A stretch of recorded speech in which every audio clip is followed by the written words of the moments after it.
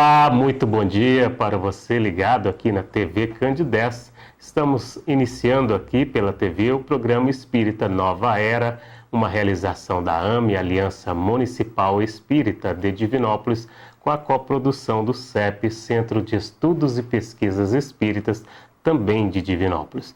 A mensagem consoladora e esclarecedora da doutrina espírita em forma de luz e esclarecimento aqui pela sua TV Candidez, todo sábado às 9h30 da manhã, recebendo sempre um convidado, e hoje a nossa amiga Gisele Eleutério, que estará conosco aqui hoje falando sobre um tema que podemos assim dizer que é uma epidemia silenciosa, o suicídio. Gisele, bom dia.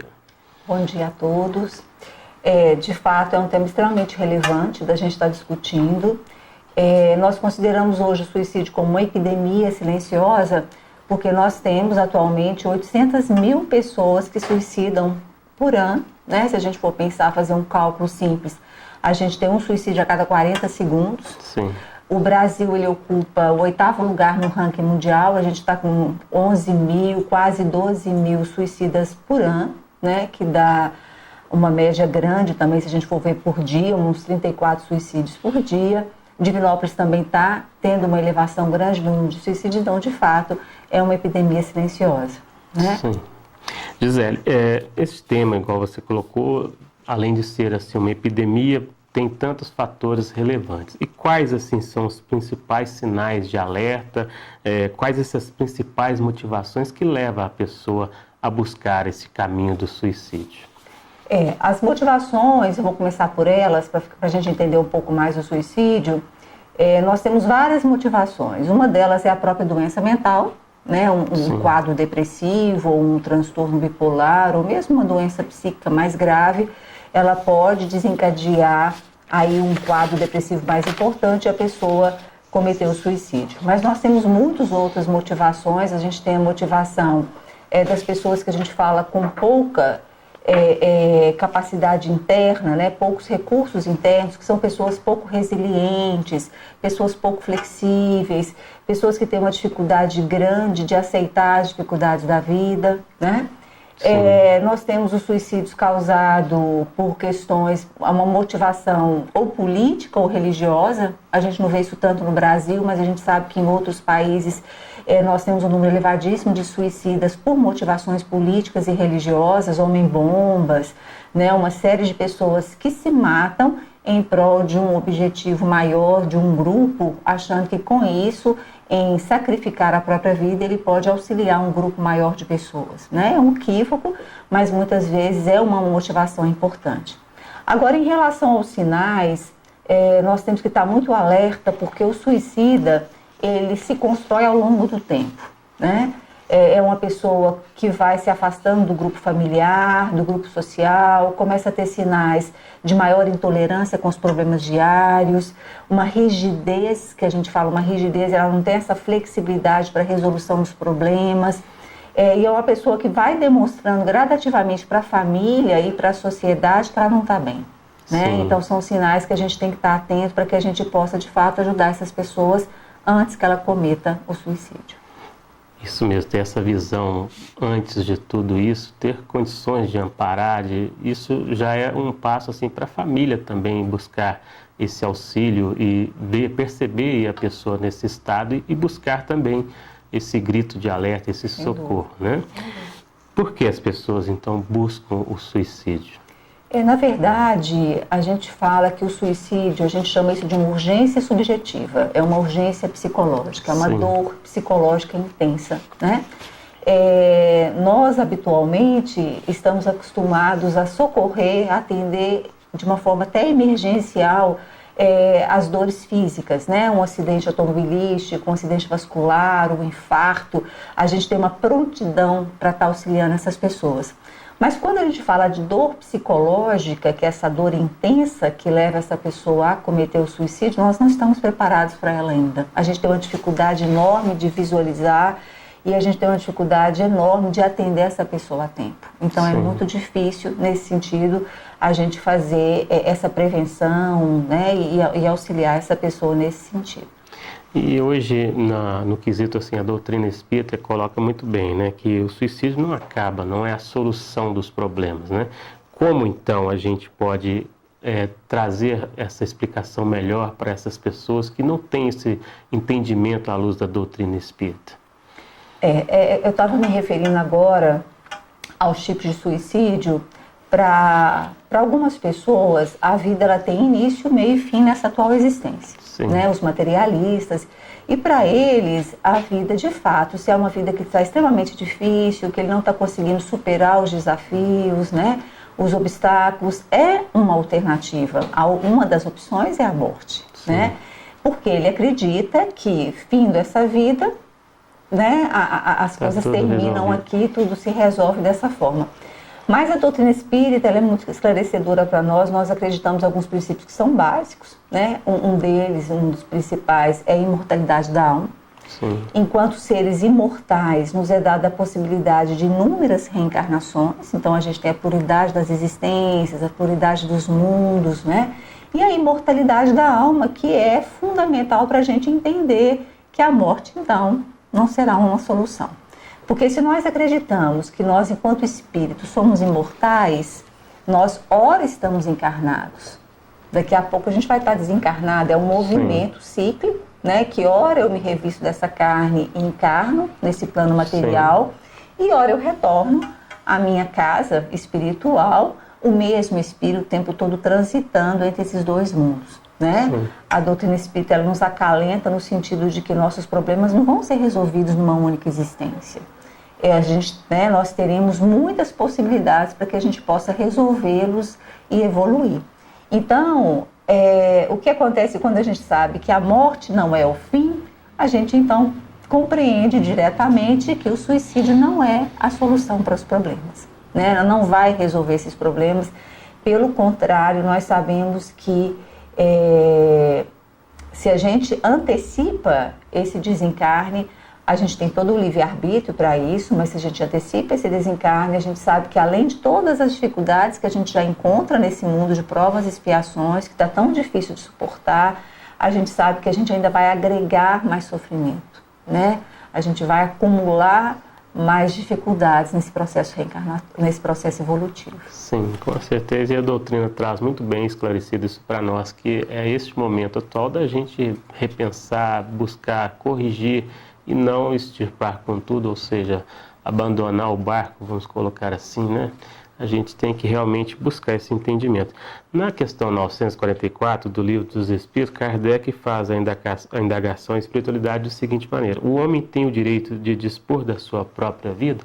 E o que os Espíritos nos trazem nessa resposta? A resposta é muito clara: não, né? Somente, né, a gente tem nós temos algumas leis que regem a nossa existência. A gente tem a lei da preservação, da conservação, é uma lei natural a sobrevivência. A gente vê que um mero animal, né, um animal irracional, ele tenta a todo custo preservar a sua sobrevivência, buscando comida, buscando perpetuar a espécie. Sim. Então, é uma lei natural e com certeza, né, a pessoa que comete o suicídio, ela está indo contra essa lei natural, contra essa lei divina, né? Obviamente, nós, enquanto espíritas principalmente, e temos a clareza da lei do livre-arbítrio, se a gente for pensar em termos de lei divina, não seria lícito, né, a gente tentar cometer o suicídio, mas enquanto livres, nós temos a lei da liberdade que pauta o nosso processo evolutivo.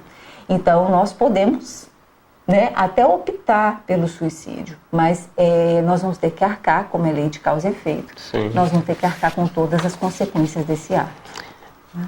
Sim, e dentro dessas questões que você colocou, das consequências, que consequências no sentido assim mais amplo pode acarretar a uma pessoa que busca esse caminho assim? O Livro dos Espíritos, ele é muito claro para a gente, e a própria literatura espírita.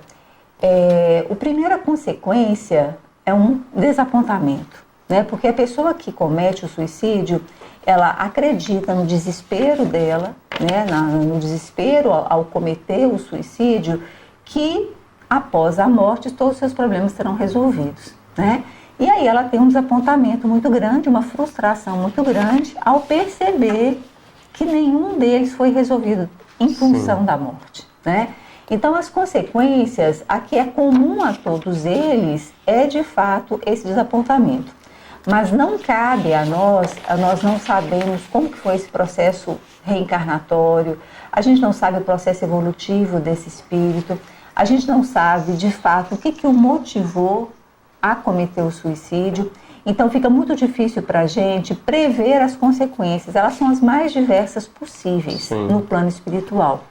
Nós sabemos, né, das consequências, nós sabemos da dificuldade que ele vai encontrar novamente lá, mas a gente não sabe dizer claramente quais são essas consequências, porque vai depender de inúmeros fatores que desencadearam. Cada caso é um caso, e cada espírito é um espírito, e cada um está num processo evolutivo, né? Então não cabe a nós, por exemplo, se a gente for pensar na ignorância de um homem-bomba, é uma pessoa fanática por uma questão religiosa ou política, ela foi criada dentro dessa proposta, e para essa pessoa, na vã ignorância dela, ela acha que ela está fazendo um benefício para um grupo social, para um grupo religioso.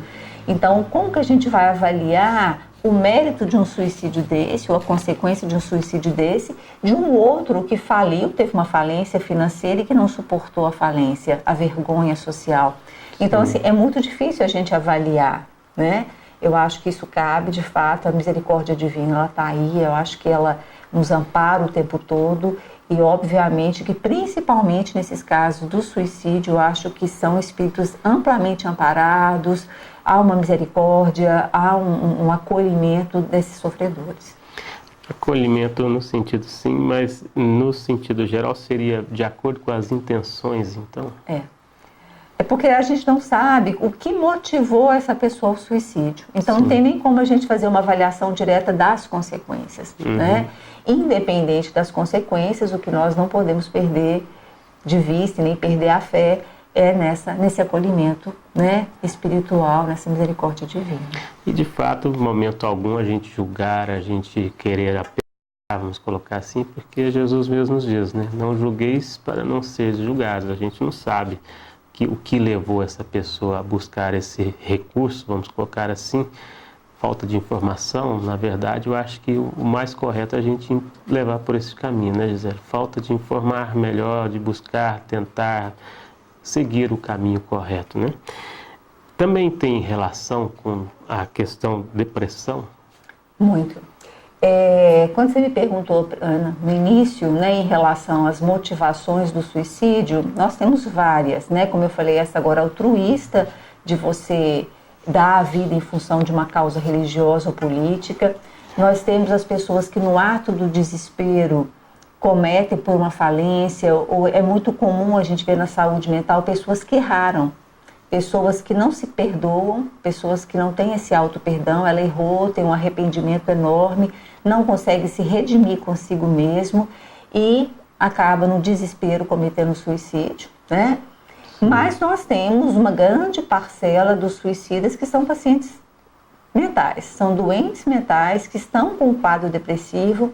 É muito importante a gente fazer uma distinção aqui entre depressão e tristeza. Todos nós temos momentos de tristeza, né? Nós passamos por momentos, principalmente nós no mundo de provas e expiações, de fato essa existência não tem sido fácil, né? Nós temos vários problemas e algumas vezes a gente se entristece, passa por momentos de tristeza que podem durar algumas semanas, alguns dias, a gente vai tentando levar e resolver, que é bem diferente de um quadro depressivo.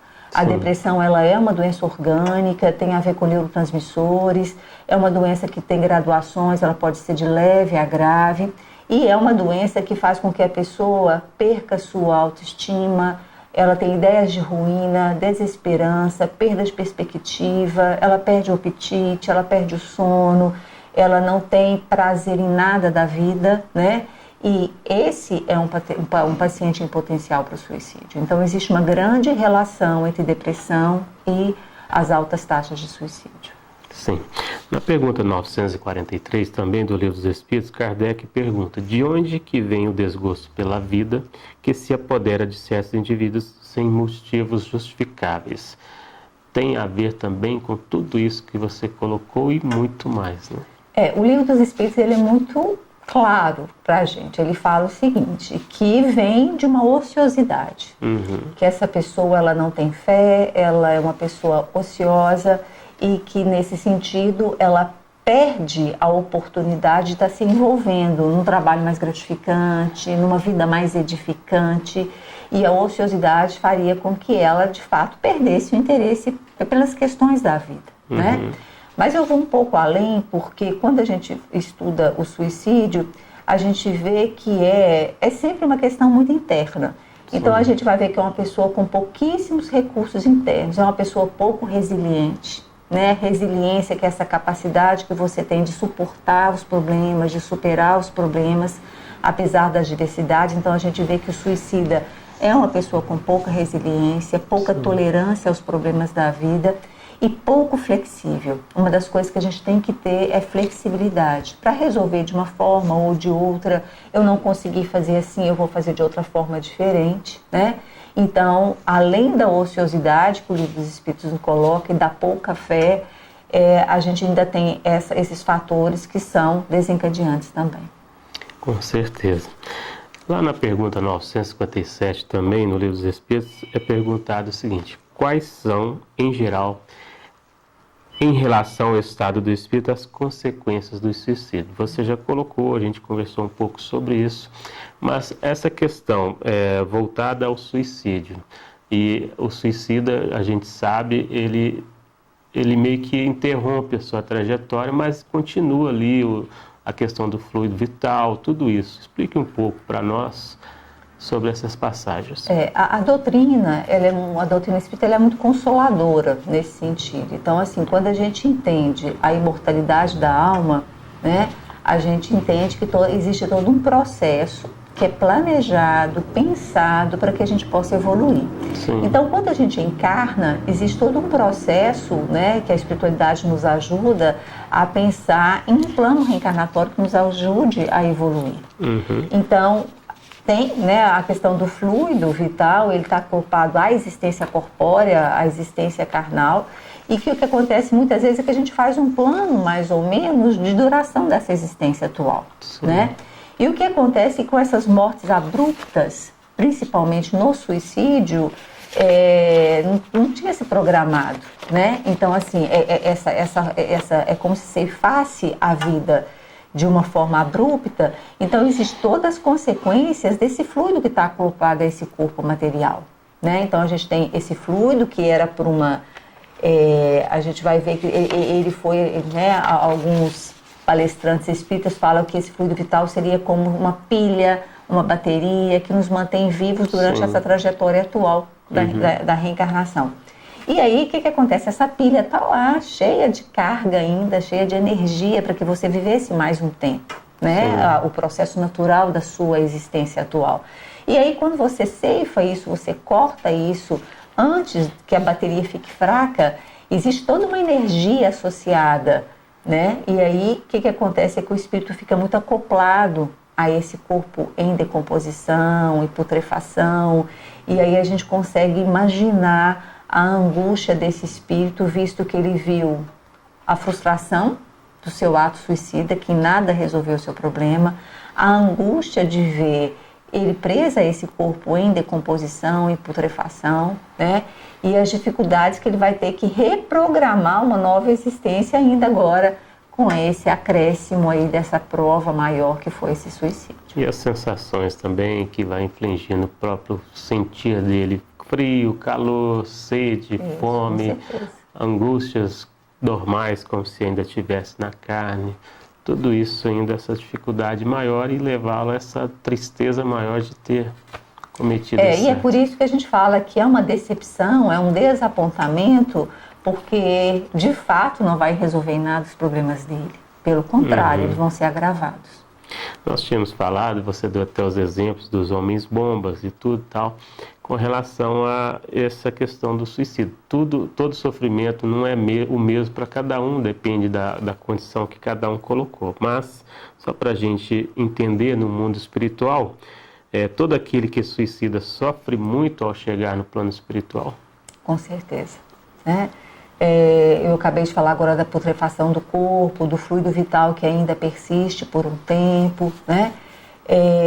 Mas esse desapontamento, ele é muito sofrido, né? E a gente tem vários livros, a literatura espírita tem vários relatos, né? De casos de suicidas que se manifestam e falam do sofrimento que a gente tem o Vale dos Suicidas. Eu só acho que a gente tem que tomar muito cuidado, porque até de uma forma preconceituosa a gente acha que se suicidou, né? Tem todo esse comprometimento que eu estou falando do agravamento das provas, mas em momento algum a gente está falando de sofrimento intenso, mas em momento algum a gente pode perder de vista a misericórdia divina, a espiritualidade. Esse espírito, ele vai ser acolhido, ele vai ser, né, atendido nesse sofrimento para que possa minimizar e para que ele possa se reprogramar para uma nova existência. E é isso que é acalentador na doutrina espírita, né? Sim. Porque se a gente não acreditasse na imortalidade da alma, que a gente não acreditasse nessa possibilidade de reencarnações, como que a gente conseguiria entender esse sofrimento? Seria um sofrimento infinito, né? Aí, felizmente, a gente sabe que vai ser repensado uma nova programação reencarnatória, e esse espírito vai ter a possibilidade de tentar mais uma vez. E a gente sabe que várias pessoas que cometeram suicídio já tentaram, já fizeram isso várias existências, várias reencarnações. Uhum. Em momento algum a gente sabe, a misericórdia de Deus nos desampara, né? Então, na verdade, está escrito na nossa própria consciência a lei de Deus. Então, justamente a questão da culpa, desses anseios todos abaterem a pessoa que cometeu esse ato, ali vem à tona, né? Ele mesmo se culpa, ele mesmo se percebe nessa condição e agrava assim ainda mais a sua condição estando fora da carne, percebendo que não era o momento correto, né? Como ajudar então, Gisele, uma pessoa que se diz que pretende suicidar? É indicado assim um tratamento psicológico para esses casos e também como podemos conversar mais com as famílias envolvidas nestes casos? Enquanto espíritas, a gente tem uma responsabilidade maior ainda, porque aí a gente tem que auxiliar os dois momentos, sim, enquanto encarnado e enquanto desencarnados. Sim. Enquanto encarnados, eu acho que quando a gente fala de 800 mil pessoas cometendo suicídio ao ano, a gente tem que pensar que esse número ele tem que ser multiplicado aí no mínimo por 5, porque tem um entorno familiar, um entorno de trabalho, um entorno social, né? Um filho suicida, ele tem pais, ele tem irmãos, ele tem amigos, então são muitas pessoas envolvidas, né? Por isso que a gente fala que é uma epidemia. Então, essas pessoas do entorno, elas podem ajudar encaminhando esse paciente para unidades de saúde onde tem a terapia, onde tem psicoterapia. Se for casos como depressão, fazer com que esse paciente procure um atendimento especializado, psiquiatria. Nós sabemos que os quadros depressivos precisam de psicofármacos, esse paciente precisa de antidepressivos, ele tem que tomar o remédio por um tempo para conseguir sair desse processo mais grave da depressão. Sim. Acoplado a isso, associado a isso, psicoterapia, uma série de possibilidades terapêuticas que ele tem.